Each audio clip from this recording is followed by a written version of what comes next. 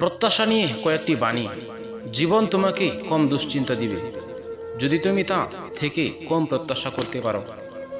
ভালো থাকার একমাত্র গোপন রহস্য হলো প্রত্যাশা। প্রাপ্তি আর প্রত্যাশার পার্থক্য হলো দুঃখ।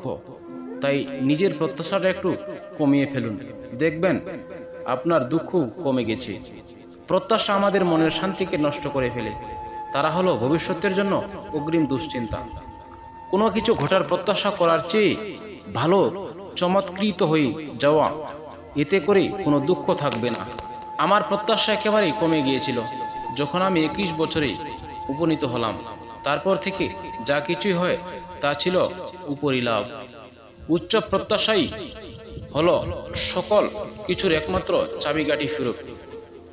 এটা একটা ভালো জায়গা যখন শুধু তোমার আশা থাকে এবং প্রত্যাশা থাকে না।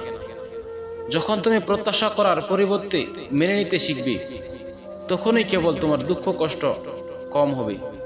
সততা হলো এক মহৎ গুণ। যে কোনো কারোর কাছ থেকে এর প্রত্যাশা করো না। উচ্চ প্রাপ্তি সব সময় এসে থাকে উচ্চ প্রত্যাশা থেকে। কোনো রকম প্রত্যাশা ছাড়াই কাজ করতে শিখুন। কারো কাছে যত বেশি প্রত্যাশা করবে, দুঃখের সম্ভাবনা তার চেয়ে 1000 গুণ বাড়বে। সে ব্যক্তি আশীর্বাদ প্রাপ্ত হয় যে কিনা প্রত্যাশা করে না।